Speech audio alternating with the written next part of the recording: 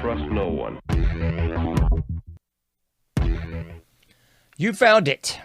You're here.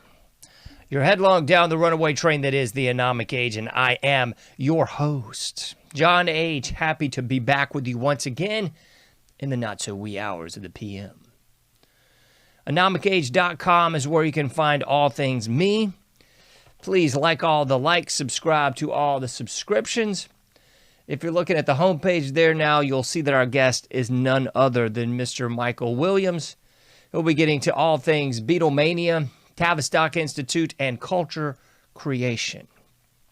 But before we get into that, please check out AnomicAge.com. Like all the likes, subscribe to all the subscriptions. Share those links, friends, family, loved ones, and enemies. iPhone app, Android app, free newsletter, subscribe by email link. So much there right there on the homepage of AnomicAge.com.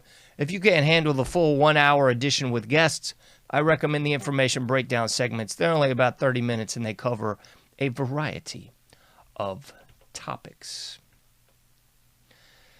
So, without further ado, Mike Williams is a critical thinker and host of the popular internet site Sage of Quay. That's going to be sageofquay.com, Quay.com, Sage of Quay. He is also the founder of his long-running alternative news blog, Sage of Quay. Mike's content is dedicated to awakening the masses to help bring humanity back into our national existence of living in truth and serving creation. Thank you so much, Mike, for being with us today, sir. It's a pleasure. I'm happy to have you on. Yeah, thank you, John. Thank you for asking me to come on your show. Oh, it's definitely wonderful to have you on. And, you know, I was talking with a guest a few weeks back who sort of mentioned your name, and I'd already found you by searching his name. So Jay Widener, he was on a long time ago, and I found your content with him. And beautiful how these things work out sometimes. Yeah, there's that synchronicity thing, right? Indeed, the synchronicity, absolutely. Well, there's so much to get into with your research with the Beatles, and it connects into what I've kind of done a lot of shows about in the past, I'd say few weeks, but honestly few years. I've sort of come back to this notion of culture creation and how much of our quote-unquote culture is legitimate grassroots. This just happened sort of natural thing, but the more you sort of start picking at this thing and looking into these various avenues, the more, unfortunately, you find that so much of this has been contrived, manipulated, or at least somewhat controlled by something. And the Beatles, I think, being one of those big ones that is such an iconic band. So many musicians from various genres will point back to them as saying that was so influential, and this album and that album and so forth. So I understand why so many folks have this resonance towards, I'd hate to go there, you know, but in that quest for the truth, I think we got to go there. Yeah, it's a tough pill to swallow, John, for so many folks, especially people that are my age. We grew up with the Beatles. And so for most of my life, I was a Beatle fanatic. And it was because of the Beatles that I got into music. I learned to play guitar, write songs, record, and all that stuff. So in 2016, when I came upon a book titled The Memoirs of Billy Shears, which was published, well, the first edition was published back in 2009, and I read that book, I was having a difficult time getting my head wrapped around what the book was saying. And you know, it had a number of threads going through the book. The first one primarily being that biological Paul McCartney, the guy that we knew between 1962 and 1966, was replaced in late 1966. The book states that he actually passed away on September 11th of 66. And he was swapped out with Billy Shears. Mm-hmm. And I refer to him as Billy Shears because that's the name he gives us. He introduces us to himself on the Sgt. Pepper album. Even though Ringo sings the song is actually introducing the new band member to the world. So we had that piece of it where we had Paul McCartney, biological Paul being swapped out, but then we have this whole other thread, John, which is what you touched on in the intro, which is that the Beatles were a monstrous social engineering initiative, and they were created in a construct of Tavistock. And so that was the piece that really looms larger and larger as you get into the conspiracy. In fact, I stopped calling it the Paul is dead conspiracy. Going back a number of years ago, I went to the McCartney conspiracy, and then it's the Beatles conspiracy, because the whole swapping out of biological Paul McCartney, at the end of the day, is just a subset. Yeah, just a It's piece a of the puzzle. sidebar piece of the puzzle, exactly. And so there's a much larger play at hand that is very important for people to understand, because it's as you mentioned, they are, when I say they, we're talking about the controllers, we're talking about Tavistock, the Committee of 300, the Rockefeller Foundation, all of them, Bilderberg, Trilateral, Davos. They are knee deep in transforming our culture and our society. And the stake I put in the ground, John, is 1960, because it's a nice round number. And what I tell folks is, for the last 6 decades, there has been a very methodical and incremental march toward a new world, or a one world agenda. And I would argue, and I'm sure you would too, that it's no longer a slow march today. No. Now, I mean, they have picked up the pace. They've put the pedal to the metal, and they're looking to make change very, very quickly. But for the first 60 years, up through around 2020, then March 2020, we have the event. That's where the pace really, really picked up. So, yeah, it's all about the transformation of culture.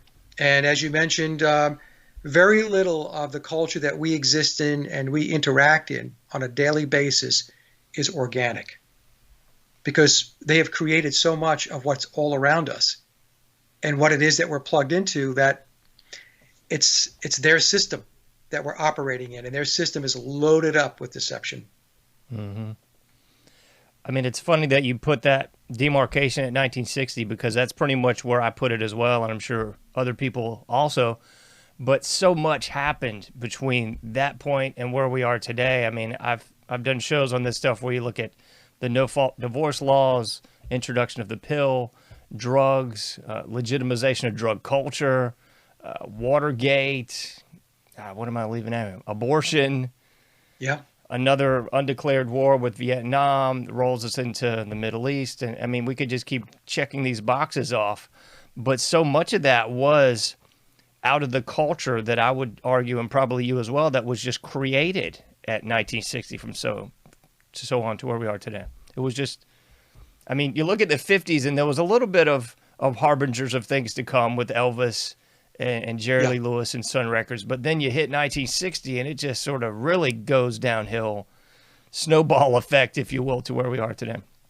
Yeah, because 1960 was the beginning of their age of Aquarius, or their their eon of Horus.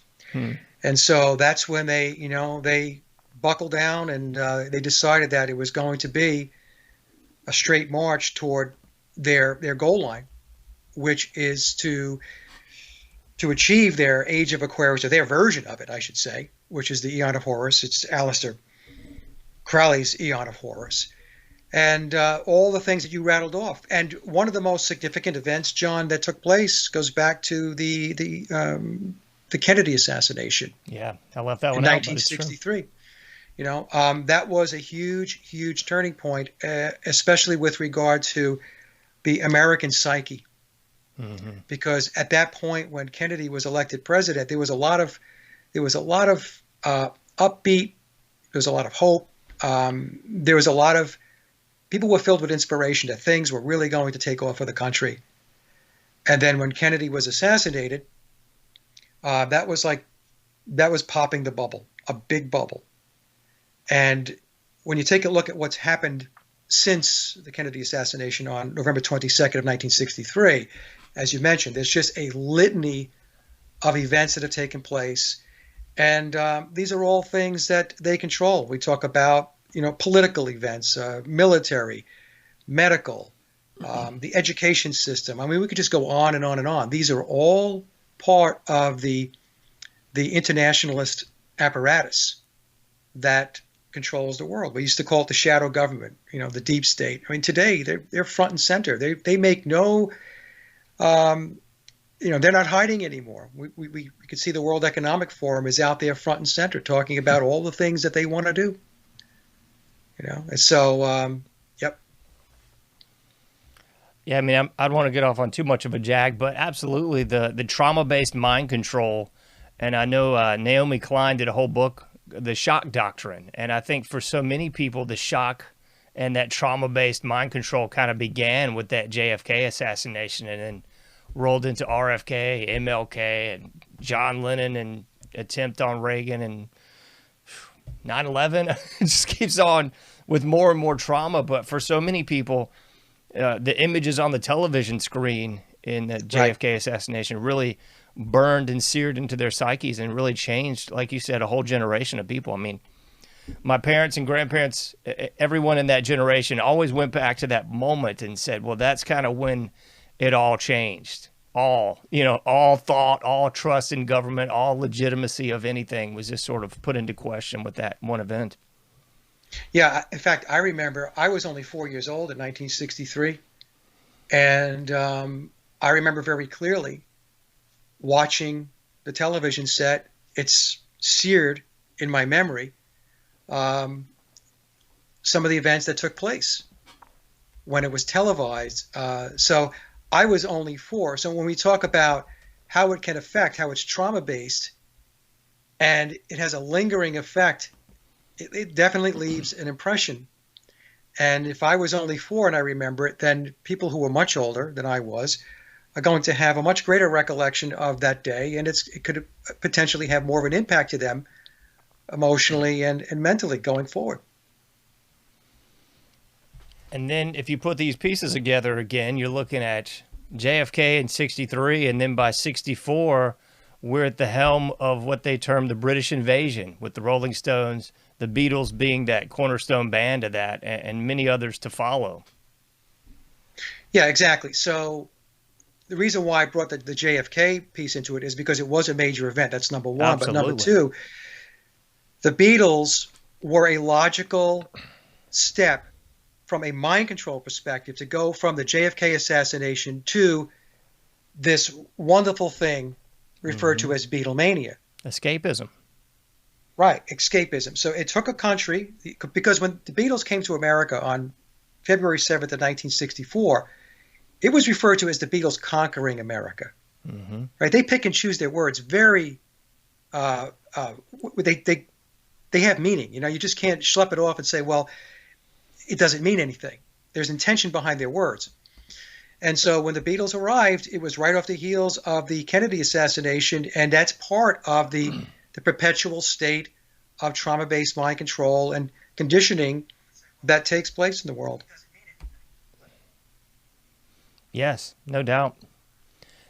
So a lot of the things that are sort of questioning or causes consternation to people when we talk about the Beatles is, they sort of just rose out of nowhere, seemingly. And a lot of people will draw those comparisons with the occult, rightfully so, as far as meeting at the crossroads. And you've heard of all these different bands and entertainers, I'll just say, selling their souls and all these sort of things. So I think that's one of the major sticking points with the Beatles is they seem to come out of nowhere. They didn't really pay their dues, I think, in a lot of people's eyes of working their way up from a small club to Shea Stadium. Is that accurate? Well, a lot of people will say, based upon the official narrative, that, they paid their dues because they did Hamburg and all that stuff. Mm-hmm. But you have to put it within context, John.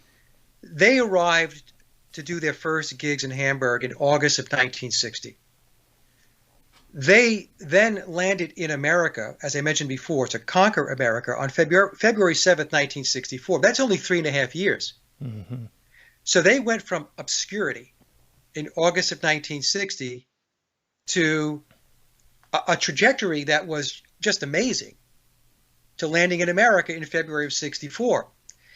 And if you go back and take a listen to, and this is what I do, I use mainstream information, interviews, and sources to show people that they're telling you, it's hidden in plain sight, but they are telling you how this really worked. So the Beatles, when they first started in August of 1960, per George Martin's own words, and George Martin was their producer and many times referred to as the fifth Beatle, that he thought their music was rubbish and he didn't see any songwriting abilities. Like he didn't see any songwriting acumen coming out of the Beatles, out of John Lennon and Paul McCartney.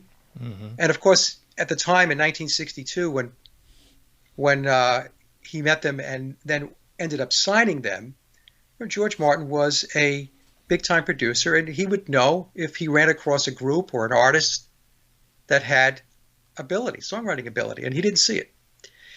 So they went from being these young guys in Hamburg with no songwriting abilities, and also with marginal at best musical abilities as far as how good or how well versed they were on their instruments, again, to winding up with the start of Beatlemania in America, at least in February of 64. So you have to ask yourself, how did that trajectory happen?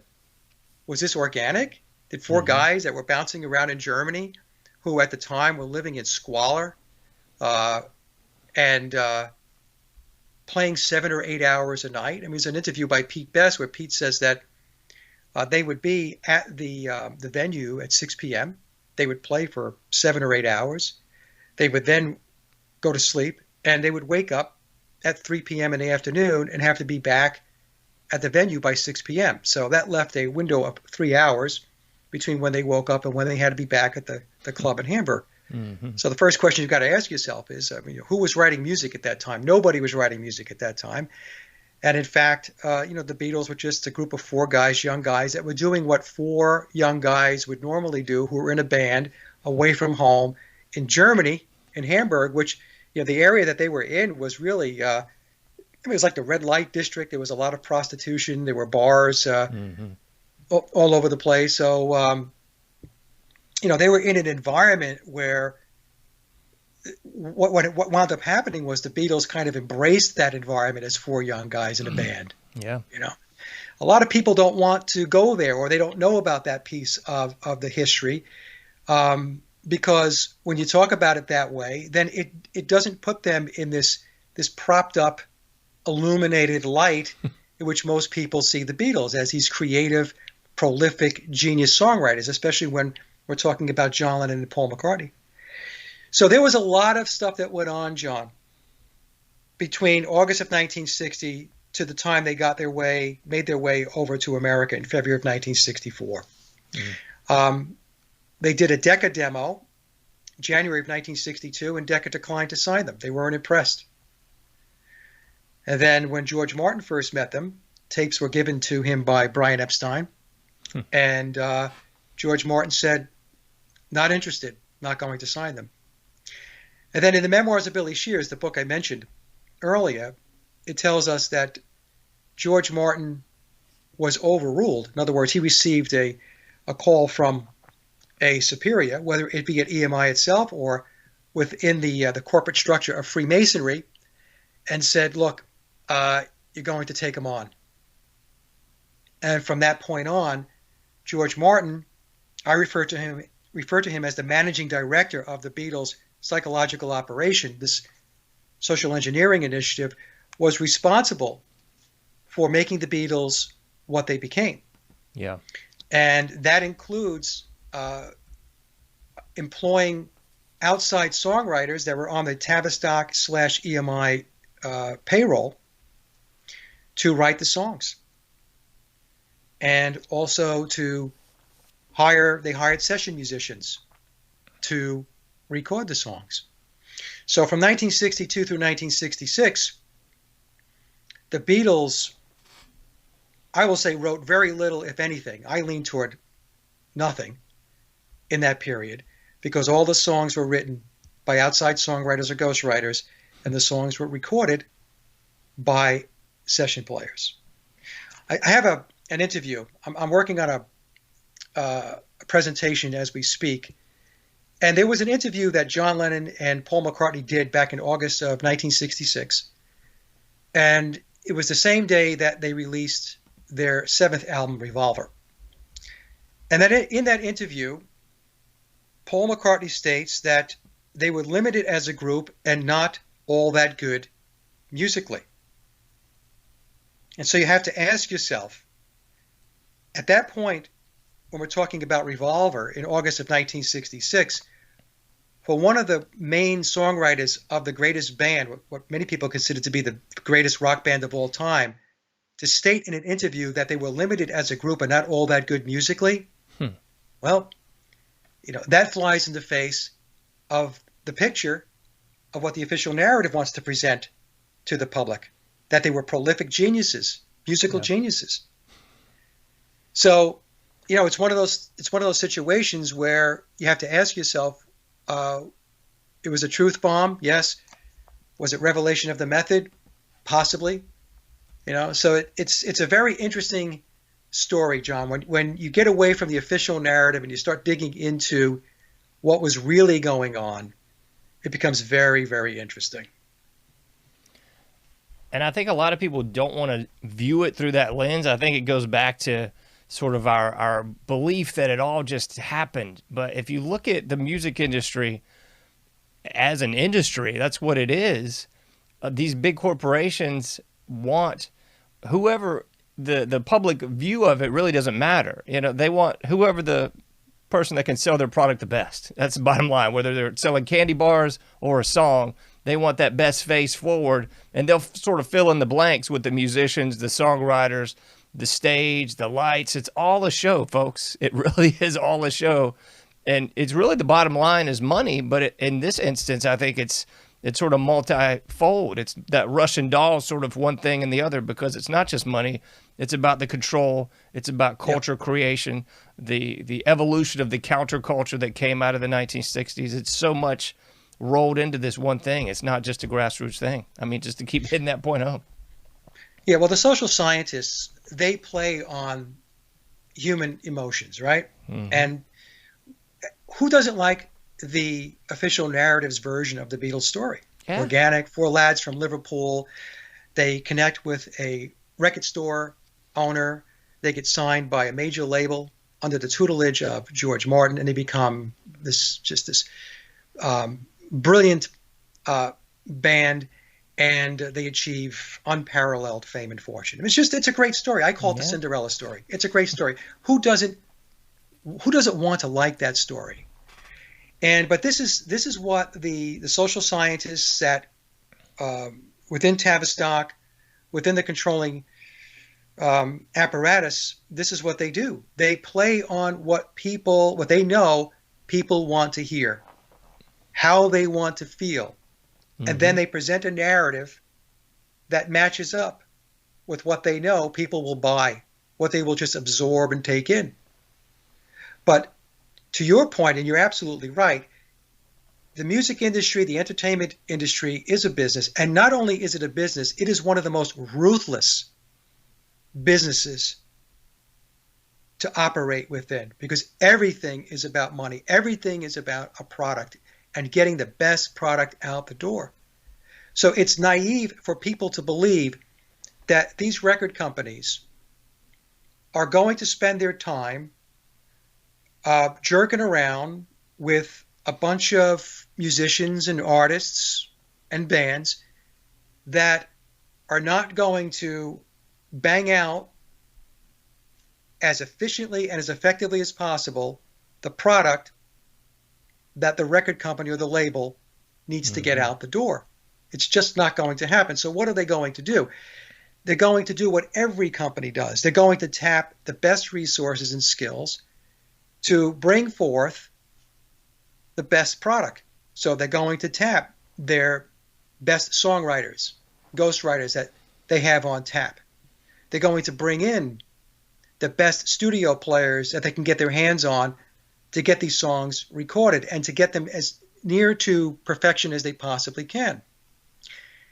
And I tell people, I try to explain to them, the Beatles were not an exception to the rule. They were not. This is how the music industry works. And what I recommend to folks is there are 3 documentaries that anybody who's interested in this particular conspiracy and the music industry in general and how it works is watch The Wrecking Crew. The Wrecking Crew were a collective of musicians that recorded on an enormous number of pop music recordings, albums and singles from the 1960s and 1970s, LA based, although they were also in New York and extended out to other areas of the country, but mostly LA based. Watch the Wrecking Crew documentary if you really want to understand how the music industry worked in the 1960s and 1970s, and you'll understand. Also, there's another documentary that came out in 2013 titled Muscle Shoals. And Muscle Shoals was doing the same thing that the Wrecking Crew was doing, but they were doing it in Alabama.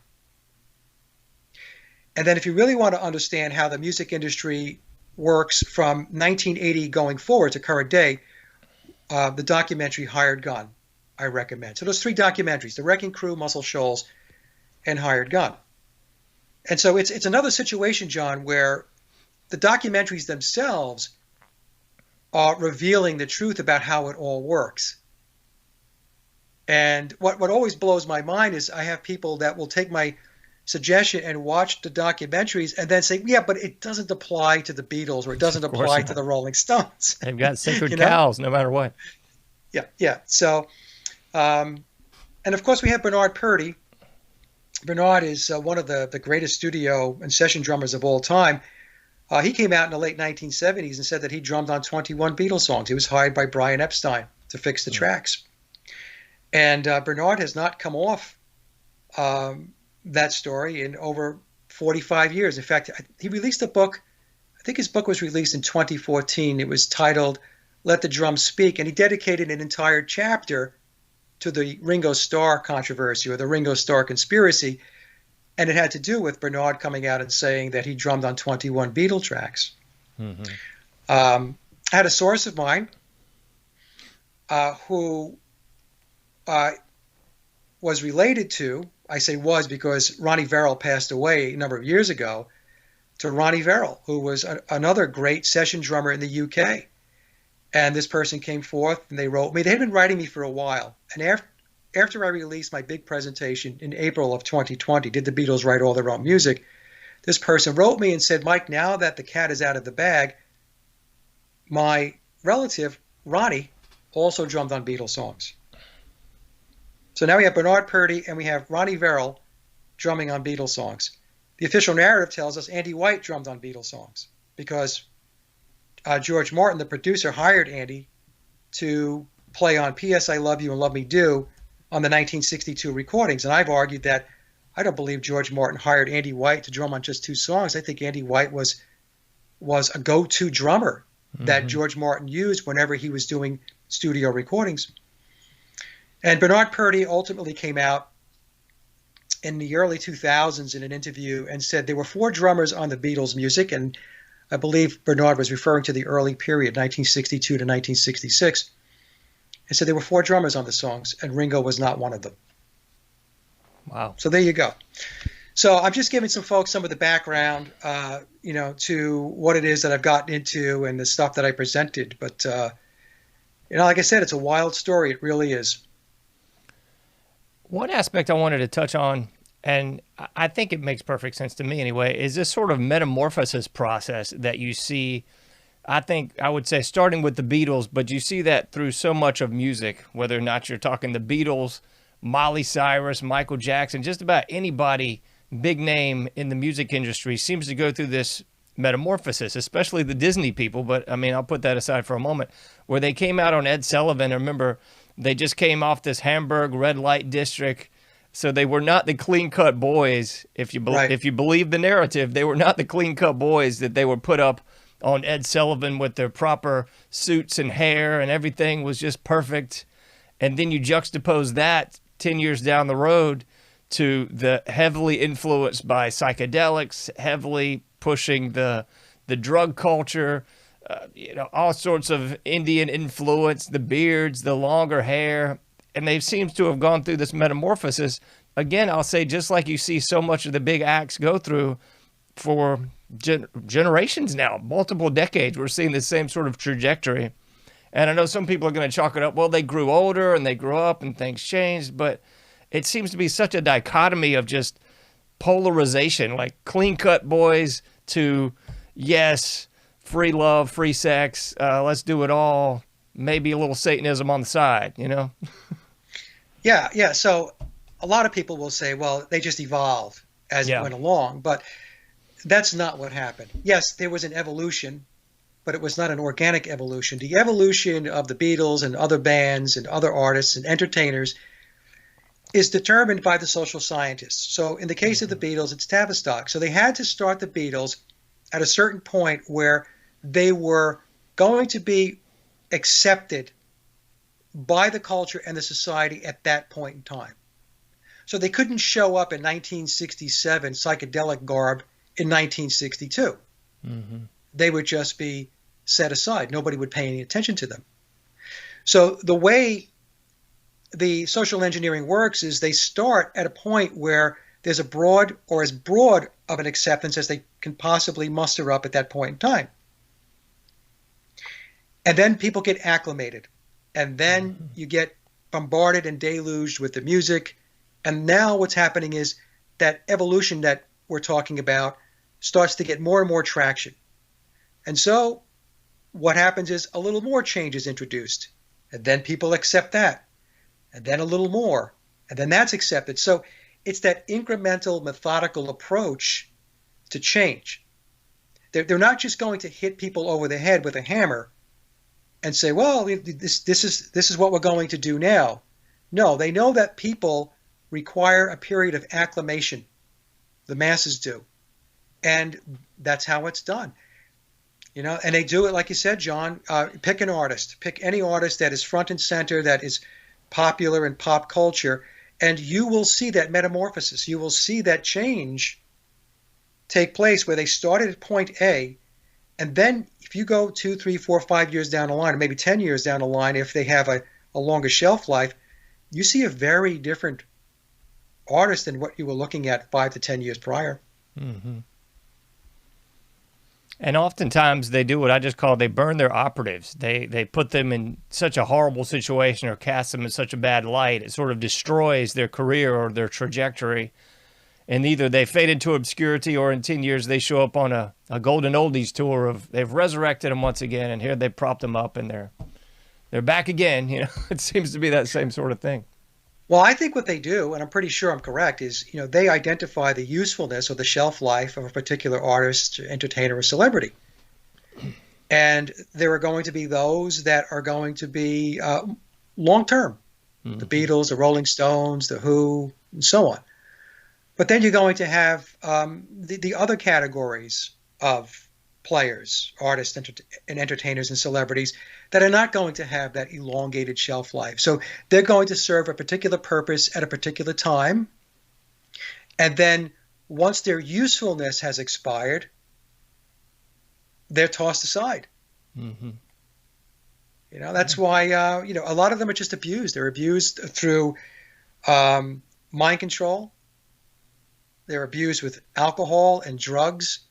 And this is why when we take a look at the music industry, just take a step back and think about all the stories of all of the bands and the artists that have suffered, where their lives were ended prematurely, or they had to dig themselves out of a drug-induced or alcohol-induced hole by going to rehab and all of this stuff. That industry is ripe with that dark stuff. And sort of I would say perhaps the collateral damage of this is that it infuses that and normalizes it within the culture.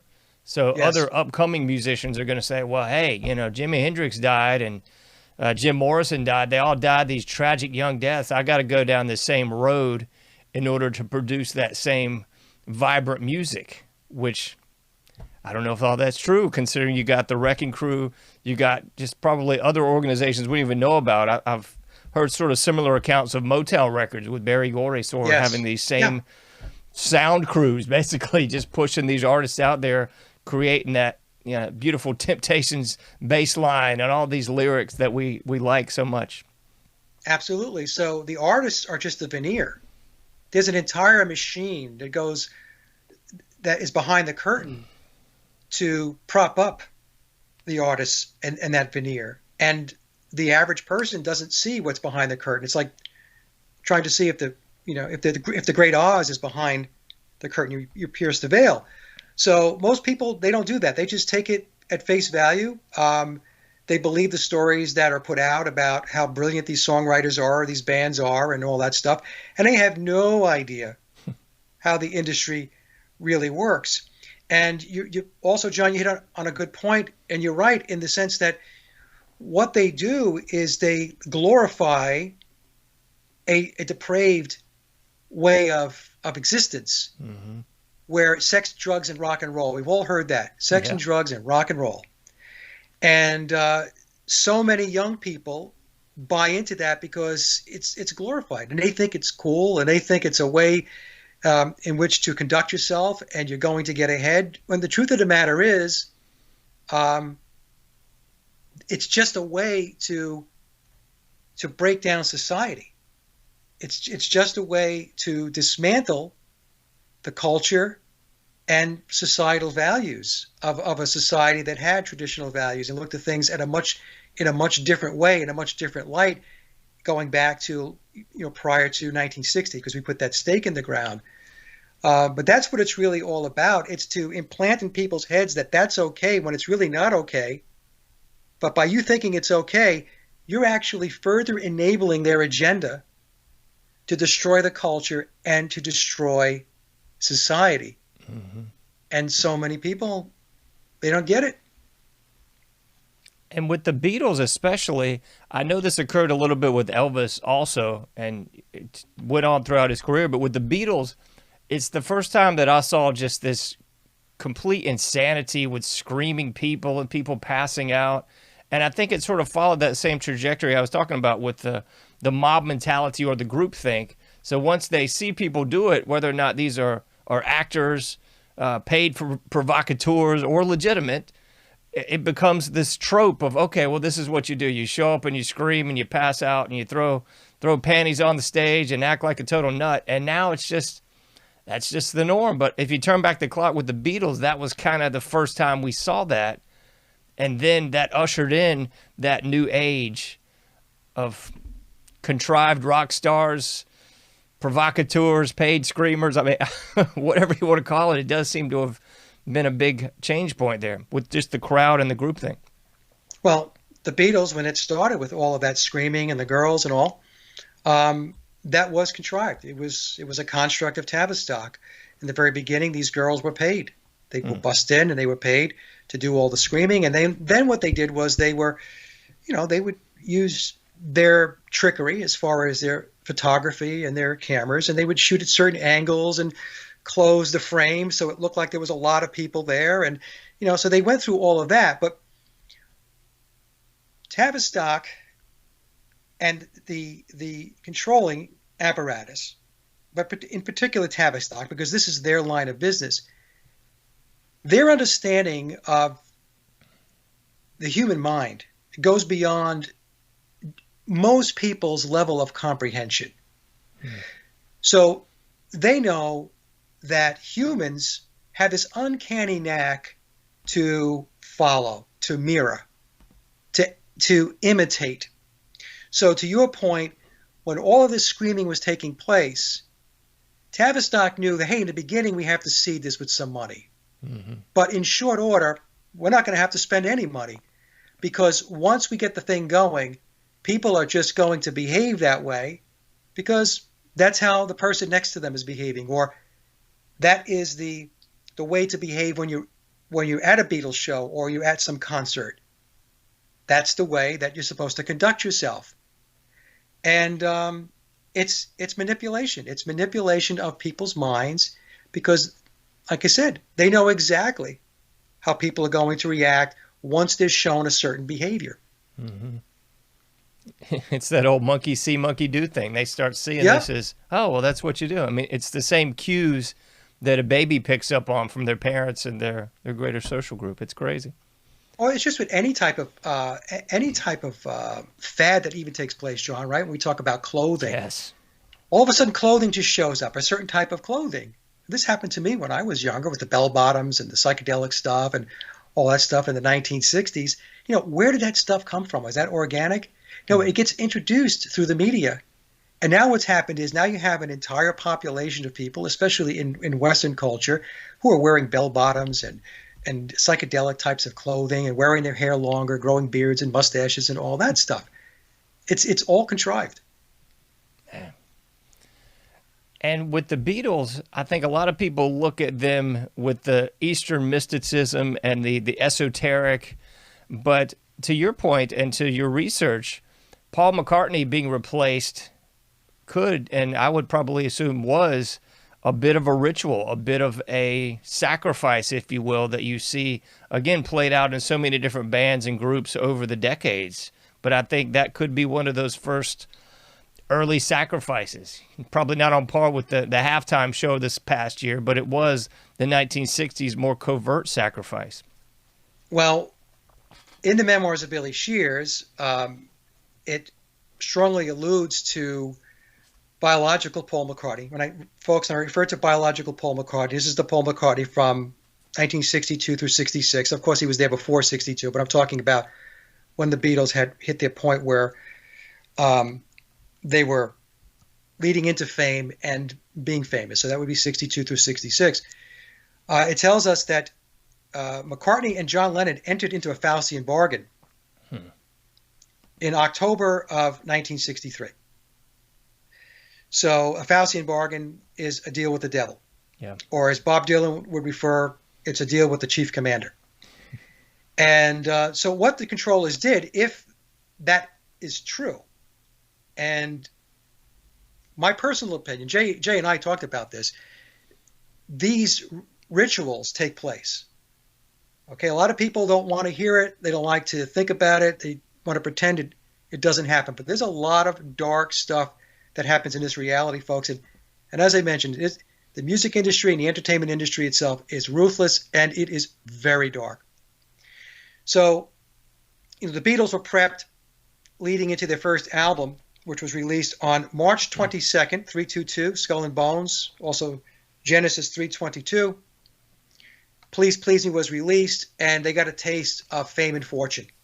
They got a taste for success.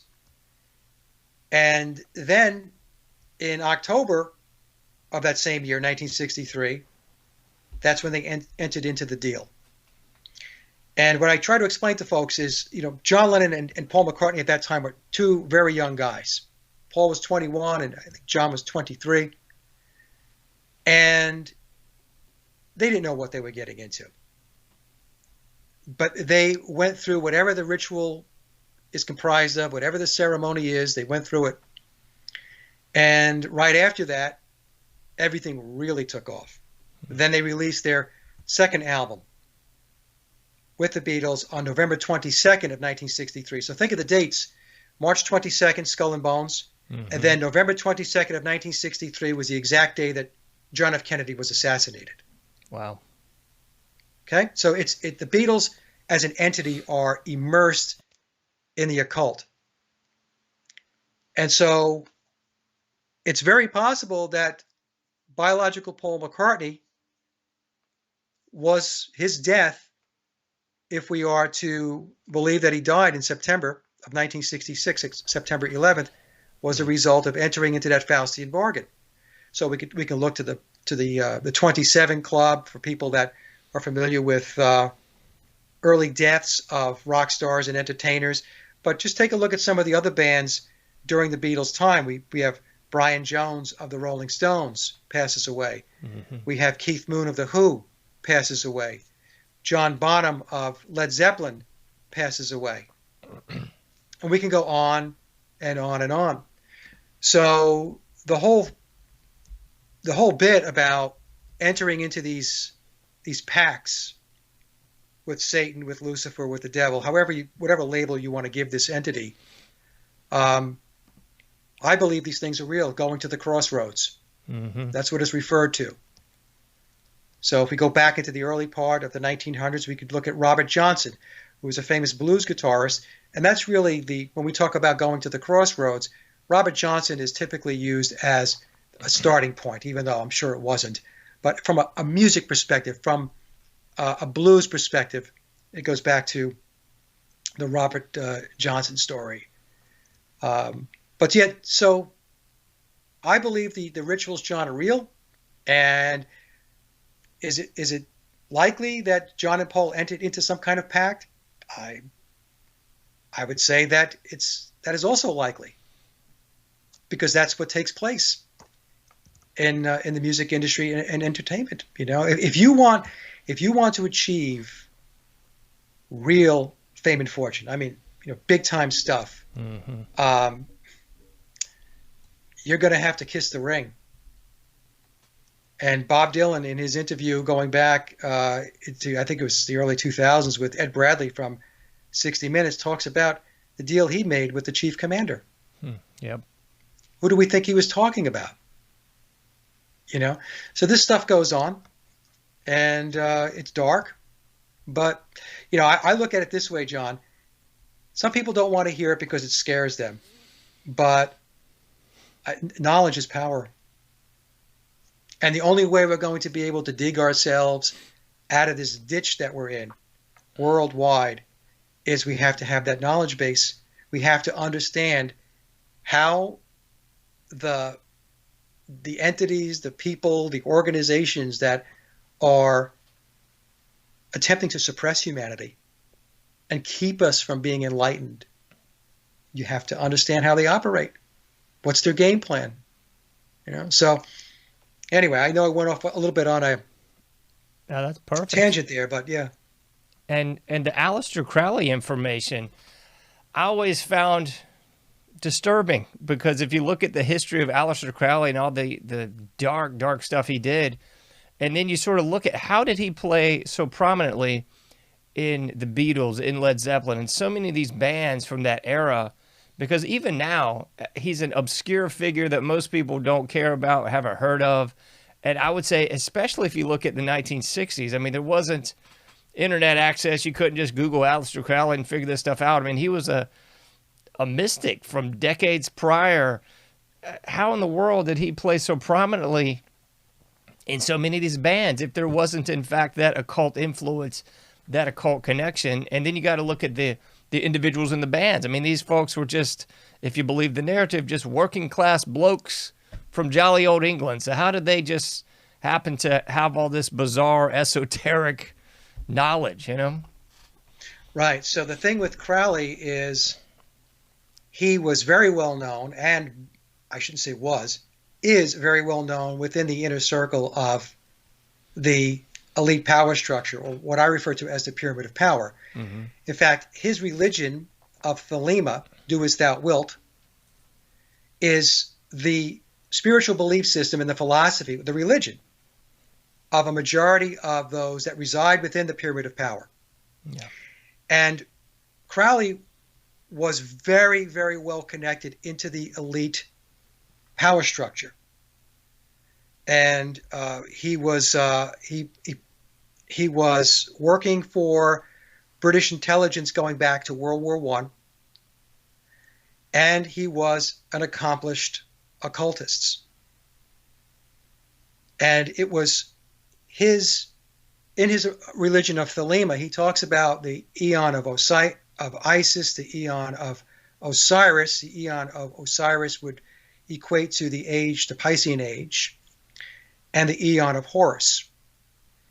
And Crowley taught that the eon of Osiris, which was, we can, like I said, loosely equate with the Piscean age, was an age where humans were oppressed and unenlightened, and they were shackled. So unless something changed, that's how humanity was going to exist. They were going to exist in an oppressed, shackled way. Yeah. And his eon of Horus was an eon of enlightenment, and because Horus being the savior figure, like Krishna, Vishnu, Jesus, and so on, would bring humanity into a new age. The problem with this that I have talked about is that I have folks that will email me and say, well, that's not a bad thing, Mike. He's talking about unshackling humanity, and I was like, well, here's the thing, though. He's not talking to you. Yeah. His religion of Thelema. See, some people will say that Luciferianism doesn't have any holy texts. It doesn't have a doctrine, if you will. There's nothing written down. And my argument is, I don't think that that's true. I believe Crowley's religion of Thelema is the doctrine of current day Luciferianism. As Crowley is known as the modern day father of modern Satanism and Luciferianism. In Crowley's book 77, he has a whole litany of things that says that man, per his will, can do all of these things unencumbered, without anybody interfering. And then at the very end he says, and if anybody, and I'm paraphrasing here, folks, if anybody should interfere, you can kill them. You can take them out if they get in your way. If they get in the way of you achieving your will, you can get rid of them. And then right below that he says, all the rest, all the others, will be our slaves. That's from his book 77. So, when I was researching him and I read book 77, I thought to myself, well, you know what? He's not talking to me. He's not talking to you. He's not talking to the audience. He's talking to the initiates and the adepts and the followers who are in the congregation of Thelema / Luciferianism. That's who he's speaking to. Yeah. And more specifically, he's talking to those who are in the elite power system, the power structure. So for those who are Thelemites out there that are just the average Joe, Joe Smith out there, he's not even talking to you. It's to me, it's a system where they're looking to clearly break away from the rest of humanity, eliminate as many as they possibly can in the process. And for those who are able to cross the bridge and wind up on the other side with them, you're going to be in a role where you're a slave. You're going to be subservient to them and their system. And so a big piece of Crowley, goes back to the Eastern religions. And he himself, it all goes back to the Egyptian mysteries. And what I have said, what I have presented to my audience, John, is that the controllers are Egyptian mystery fundamentalists. Yeah. They're Egyptian mystery zealots. And that's their religion. And so they're imposing their religious philosophy and their principles on us. So if we go back to Crowley, they're imposing their will on us. Do as thou wilt. And in my opinion, that's what's going on right now. And because it's based in occultism, we're going through a process of ritual. We're going through a process of alchemy. So the breaking down of culture, the breaking down of society is an alchemical process. This is how they think and this is how they operate. Nothing they do, this is what folks have to understand, nothing they do is natural or organic. It's all contrived and constructed. And in their twisted minds, they believe that they can push the natural order out of the way to accomplish their goals. And this is why when we take a look at what's going on today in our world, it's all upside down. It's like a comic book. It's like we live in a cartoon. And it's because they're going about this in an inorganic, alchemical way in which they're trying to bypass the natural order. That's absolute fact. Yep. And I know, since I'm sorry. I was going to say, I know this is going to shatter everybody's image of the Beatles, but I saw this sort of comparison while we were talking. It's kind of like a grooming. It's like the Pied Piper groomers that the Beatles, first showed up after this big trauma as this age of, oh, it's going to be okay. And so we begin to trust these fine folks from Liverpool with their nice suits and their cute little hair. And then before you know it, they've groomed you into, Right. oh, well, you know what? You could be doing this. It's so sick when you think about it and compare it to pedophiles or some fruitcake in a van trying to get your kid in a compromising position. But that's kind of what they did. They groomed you into accepting this. And before you know it, well, you've done this. You've had all this, drugs, psychedelic, sex, drugs, rock and roll, that whole trope. And then before you know it, a couple of generations, that's just infused into the American mindset and culture. And you don't even realize we were groomed into accepting this alchemical Faustian pact for like the whole generation, it seems.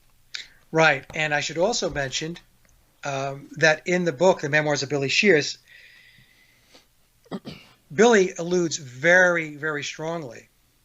There's nothing concrete and definitive, but it alludes to it very strongly, that his father is Aleister Crowley, his biological father. So Billy Shears is the guy that replaced Paul McCartney, biological Paul McCartney. And so now Crowley his thing was sex magic. And I suspect, along with my colleagues, my fellow researchers, that Billy is the result of sex magic. And children who are conceived from the act or ritual of sex magic are identified immediately for very important roles, influential roles in life later on as they progress in their life. So we believe that it's possible, very possible, that Billy was conceived via a sex magic ritual that Aleister Crowley engaged in, and Billy was the child that was born from that ritual. And I know it sounds crazy, folks. I'm telling you, I get into this research, and there are times when I have to take a step back and I think to myself, this is really unbelievable. But once you really understand what really goes on behind the curtain, in fact, I would suggest people read Daniel Esterlin's book on Tavistock. Yeah. That'll make your eyes cross about what Tavistock is actually involved in. People just think mind control is about hypnosis. That is not what it's just all about. And the reach of Tavistock, how it has subverted just about everything in our society, especially when we're talking about politics, we're talking about the military, we're talking about the corporatocracy. They've got their hands into everything. And, it's a very powerful organization. So I recommend folks read that book. It's going to be, for a lot of people, a shocker when they read it. But like I said, it's better to know the truth than to walk around naive and ignorant. Man, that is so true. Well, I hate to say it, but we're almost out of time, and we got to talk more about this, because I'll try to run this by with you off the air, but there's so many connections today that just sort of sprang to mind. I've always wanted to talk to somebody about the punk industry. You mentioned the Aleister Crowley book 77, going right into 1977 with the rise of the Sex Pistols. And I spoke with John Waters, who was a journalist in Ireland and covered a lot of the early music scene there in the late 70s, 80s. And we sort of got off on a jag on exactly what we're talking about today, but I've never had that full conversation on the punk industry. I want to talk about that maybe off the air a little bit, but I have a feeling that this connects. Yeah, it connects. I'm not an expert on the punk genre, but I will say this. We talk about the number 77. Think in terms, folks, of Flight 77 during 9/11 and the London 7/7 bombings. Man. Okay? So part of their occultism, a very big piece of it, is numbers. And I tell my audience they paint by the numbers. Everything is encoded. Signs and symbols rule the world. And that's another thing that a lot of people have a hard time getting their arms wrapped around. They just think numbers are just numbers. It's just something you do when you're at the cash register at the supermarket, you know? No, it's a language within itself. It's a hidden language. It's an occulted language. And that's how they communicate out to each other. That's one of the ways, I should say, that they communicate out to each other. So, but Aleister Crowley, John, I know we have to wrap up here, is very important to everything that's going on right now, as difficult and as hard as it might be for some people to believe that. You have to really understand who the guy was and what his principles and his tenets and his religion of Thelema are all about, and understand his eons, and then you'll see how it all ties together and how it's all interconnected. And it is dark, folks. The darker it gets, the further down you go. Yeah. Well, thank you so much, Mike. Where can people find and support you? I know we got your website up on the screen there, but how else can they support and follow you? Okay, well, if I didn't scare you, I think we're into it.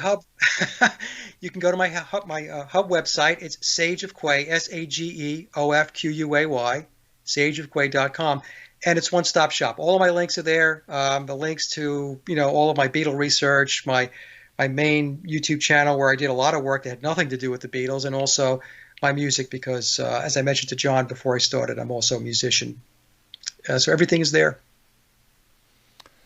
All right. Well, thank you so much. If you'll stick around for about 30 seconds, I'll talk to you off the air here in a minute. Very good. Thanks, John. Right. Thank you, sir.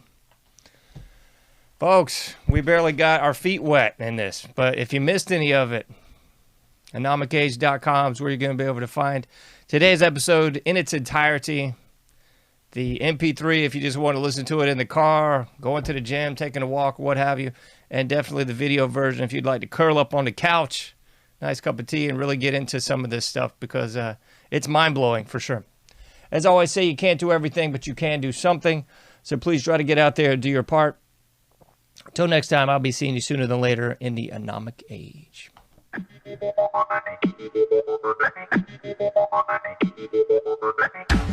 Thank you for listening to the Anomic Age, a John Age project. For past shows, further info, and to comment, go to AnomicAge.com. That's AnomicAge.com. Till next time, thank you for listening to the Anomic Age.